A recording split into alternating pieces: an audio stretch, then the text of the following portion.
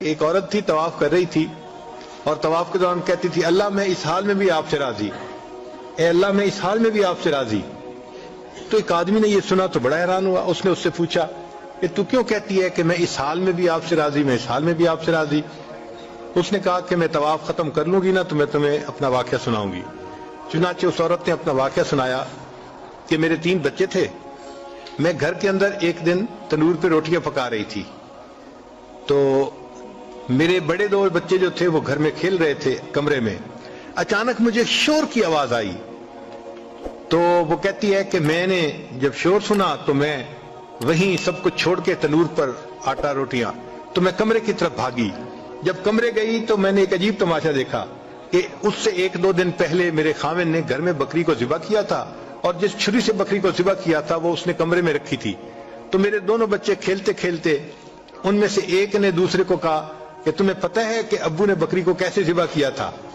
تو دوسرا کہتے ہیں مجھے تو نہیں پتا۔ وہ کہتے ہیں اچھا آؤ میں تمہیں بتاتا ہوں کہ کیسے ابو نے ذبح کیا تھا۔ تو میرا درمیان والا بیٹا جو تھا وہ زمین پر لیٹ گیا اور بڑے لڑکے نے اس چھری کو اٹھا لیا۔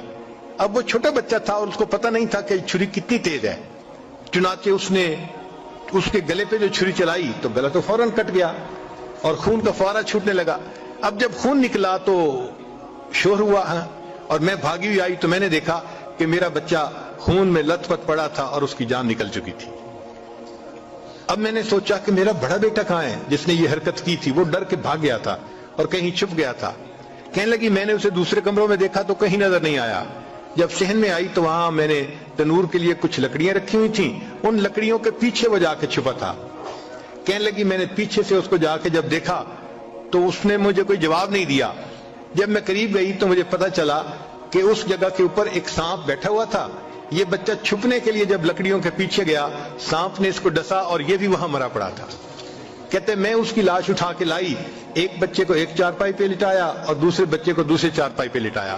پھر اس کے بعد میں نے فیل کیا کہ میرا تیسرا چھوٹا بیٹا جو کرالنگ کرتا تھا، رینگتا تھا، وہ کہاں ہے؟ وہ مجھے نظر نہیں آ رہا تھا۔ کہنے لگی میں اٹھ کے جب جو ہے تنور کی طرف آئی تو میں نے دیکھا کہ اس نے کرال کیا اور وہ تنور کے اندر گر چکا تھا۔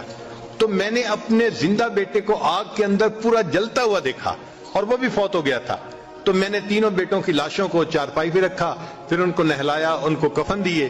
جب تینوں کے جنازے ایک دن میں گھر سے نکلے تو میں عمرے کے ارادے سے آ گئی۔ اب میں طواف کر رہی ہوں اور اپنے اللہ کو کہہ رہی ہوں اے اللہ میں اس حال میں بھی آپ سے راضی ہوں۔